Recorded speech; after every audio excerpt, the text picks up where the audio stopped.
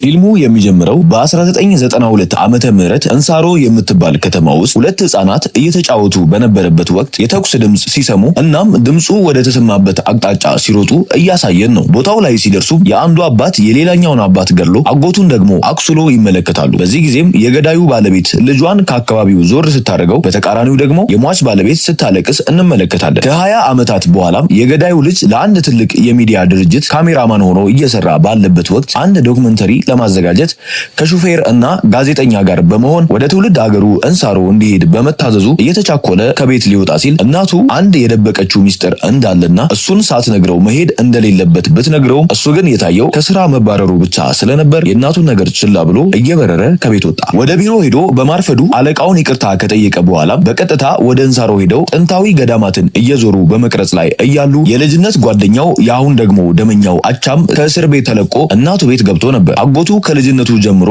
ደሙን እንዲያስመልስ እየሰበከና ባገኘው አጋጣሚ ሁሉ ክፋትና በቀልን እየሰበከ ማሳደጉ ሳይቀር ከእስር ተፈቶ ትንሽ እንኳን ሳያርፍ ይህንን ጉዳይ ሲያነሳበት በእልህ ከቤት ወጥቶ አቅራቢያው ወዳለ ጠላ ቤት ሄዶ ተቀመጠ። እዚያም በተፈጠረ አለመግባባት ከሰዎች ጋር በመጋጨቱ በድጋሚ ሊታሰር መሆኑ ሲገባው ተናዶ ወደ ቤቱ ሲመለስ ቤተሰቦቹ የአባቱ ገዳይ ከእስር ሊፈታ እንደሆነ ሲነጋገሩ ሰማ። እናም ራሱን ማዘጋጀት እንዳለበት አስቦ ወደ ዋሻው ገብቶ መሳሪያውን ማስተካከል ጀመረ። ይህን ቀን በጉጉት ሲጠብቁ የነበሩት አጎቱም በደስታ ተሞልተው ጎሽ ሲሉት ከቆዩ በኋላ ከተማ ውስጥ የሚወራ አዲስ ነገር ካለ እንዲነግሩት አስጠንቅቆ ላካቸው። ልዑልና የሥራ ባልደረቦቹ በበኩላቸው በእንሳሮ ውበት ሲዝናኑ ቆዩና መንገዳቸው ላይ ወዳገኙት ጠላ ቤት ጎራ ብለው አንድ ሁለት እያሉ ሳለ የአቻም ጆሮ ጠቢ ጸጉረ ልውጥ መሆናቸውን ደርሶበት ነገሩን ለማጣራት ከጠላ ቤቱ ባለቤት ጋር ተጣቅሶ ካበቃ በኋላ ሴትዮዋ ቀስ አርጋ ስለ ማንነቱ ጠየቀችው። ምንም የማያውቀው ልዑል የአባቱን ስም እየጠራ የሱ ልጅ እንደሆነ በኩራት ሲናገር ቤት ውስጥ የነበሩት አንድ ሽማግሌ አባቱ ሊፈታ ስለሆነ ሊቀበለው መጥቶ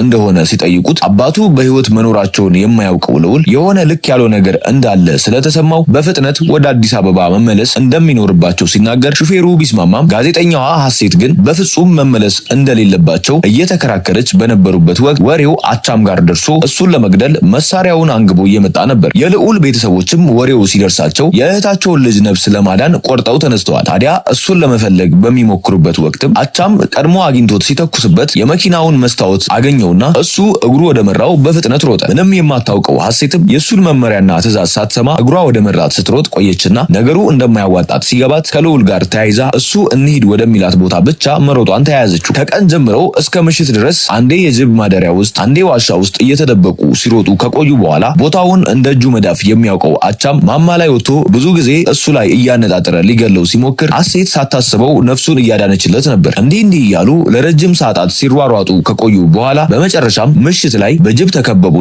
ምን ማድረግ እንዳለባቸው ግራ ተጋብተው በፍርሃት ተውጠው ተቀምጠው እያለ የሱ ቤተሰቦች ደርሰው አዳኗቸውና ወደ ቤት ወስደው ምግብ አቅርበውላቸው ቤተሰብ አስተዋውቀው እንዲረጋጉ ካረጓቸው በኋላ የተፈጠረውን ሁሉ አንድ በአንድ አስረድተው ካበቁ በኋላ ሁሉም የሰላም እንቅልፍ መተኛት ቻሉ። በሚቀጥለው ቀንም አቻሜ ቤታቸው አካባቢ መሳሪያውን አነጣጥሮ እየጠበቀው እያለ ምስኪኑ ልዑል ከእንቅልፉ ከመነሳቱ ወደ ደጅ ሲወጣ አገኘውና ሲተኩስበት ሐሴት በድንጋጤ ወደ ገዳዩ ሮጠች። እሱም ይህን እድል ተጠቅሞ እንደ ዘንቢል አንጠልጥሎ ወደ ዋሻው ቢወስዳትም በድንጋጤ የተዋጡት የልዑል ቤተሰቦች የሐሴትን አለመኖር ለማወቅ ጊዜ ፈጅቶባቸው ነበር። ካወቁ በኋላም ያላቸው አማራጭ መደራደር በመሆኑ ምንም ማድረግ እንደማይችሉ አስበው ወደ ቤት ገቡ። ለስራ በመጣችበት ይህ ሁሉ ዱብዳ የገጠማት ሐሴት ራሷን ያገኘችው አንድ ዋሻ ውስጥ እጅና እግሯ ታስሮ አፏ በጨርቅ ተሸፍኖ ነበር። የነበራት ብቸኛ አማራጭም የሚቀርብላትን ምግብ አለመብላትና እሱን በተቻላት መጠን ሰድባው መጥፎ ስሜት እንዲሰማው ማድረግ ስለመሰላት ይህን ብትሞክርም ጀግናው አቻም ፍንክች የሚል አይነት ሰው አልነበር። ቀጣይ ደግሞ ሽንቴ መጣ ብላው ከዋሻው ይዟት እንዲወጣ ካረገችው በኋላ ልታመልጠው ብትሞክርም ይህም ሊሳካላት አልቻለም። የልዑል ቤተሰቦች እሷን ለማስለቀቅ